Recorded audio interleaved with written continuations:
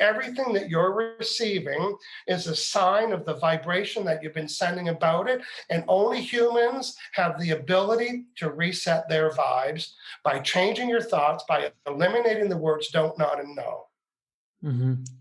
And a question for you: what happens when someone with positive vibrations encounters someone with negative vibrations? How does the law of interaction play out in those engagements where there's kind of two forces competing with each other? Okay. We have that all the time. If you take a look at a traditional radio dial that might go from channel 0 to channel 100, and let's say the 0 to 50 are negative people, that's their dial. Oh, by the way, how can you tell what dial you're on? I'm on dial 99. Do I have an app on my phone to tell me that? No. That's how you feel inside. Scan yourself with a wand to find out what my vibe is. I have a vibrational meter reader, and you do too. You know what my vibrational meter reader is? It's an F word, my feelings. My feelings are the indicator where that's my vibrational meter reader. And right now I'm in the high 90s.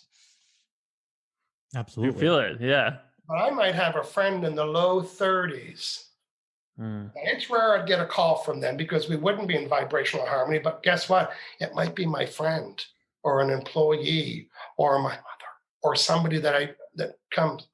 And as soon as they dial on the phone, I think, let's just say it's Betty, just for an example. And Betty's on 30. But by the way, how do I know that Betty's on 30? I can tell by how. Feelings. I can tell by how I feel when I'm around her. So Betty's on 30, calls me on the phone. And it doesn't say Betty. You know what it says? Minus 30. And you know what most people do? They will lower their dial to meet Betty. Done that before. Oh, hi. You don't want to be too excited talking to Betty. You're not allowed to have a good life. Your life has to suck like hers. So we lower our dial to meet theirs. And now I'm in vibrational harmony with Betty. I had to lower my dial to do that. Then when I hang up the phone, do I pop back up to 100? No. You have one job, and you know what your job is? Mind your vibration. Matter of fact, you could say, I mind my own vibration. This right here. This is the only thing that you have to be doing is you mind your vibration. And I will tell you this will answer a lot of, this will show you how I get such great results in my life. When you're high on the dial and stay there, things come fast, just like that. You know what blocks desire and manifestation? Negative vibration. So now I got a bubble of desire, but now I'm negative. So I have some negative experiences in my life. Now my overall vibration has been contaminated and I can't attract that thing because the negative vibration is canceled out the positive vibration of the desire. So get to a high vibration, mind your vibration, mind your business, delete the words don't, not, and no, and learn how to reset your vibe and then ask for stuff. So off that, let's pull off for a second because, mind your vibration is huge and you could be at a 99 or 100 and you can have people in your life that are also in the 90s. So they're great vibration, but you have literally vibrated yourself out of your circle of people because you're just in a different zone. So how would you go about like, okay, I have just reached a point in my life where my vibrations are so much more different than you, even though you have great vibrations, like I just need to go and do my own journey. How do you guide people to have that kind of conversation with people where you're not losing their friend, you're not losing your friend, you don't want to be mean, but you're just like, dude, I'm at a different vibration. Very valid question.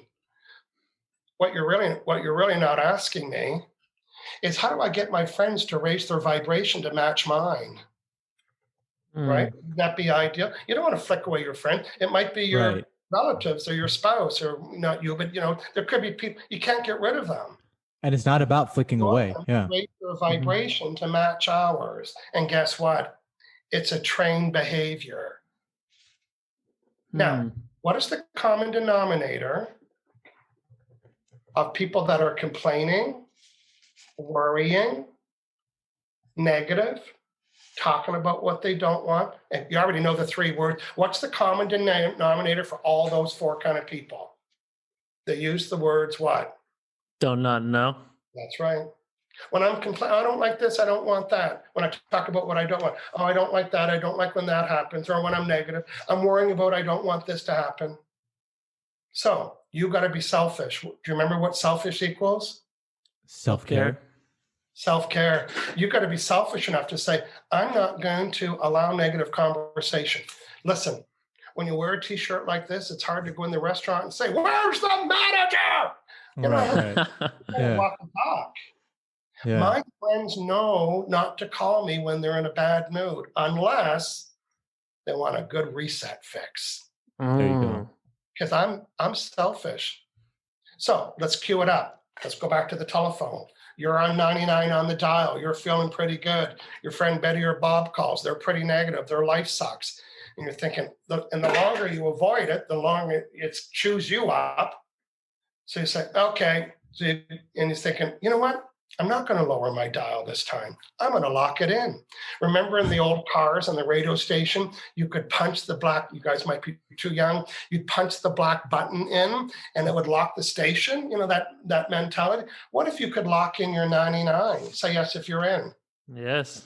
Absolutely. That's right. You're going to lock it in. So now your friend, you pick up the phone, you're thinking, okay, I'm going to lock in my dial. And your friend says, oh my God, I had the worst date last night.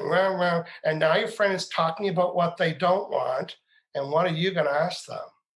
What do you want? What do you want? Yeah, so what would you like instead, bro? Well, I just said I don't want. That's what you don't want. So you got to reset. And then they stop and they say, oh, I just hate my job like that. And they said, well, what would be ideal for you? So by this point, there's two choices. They're ticked off with you because you're not going to buy into the negative conversation, or listen to this. You have uplifted them.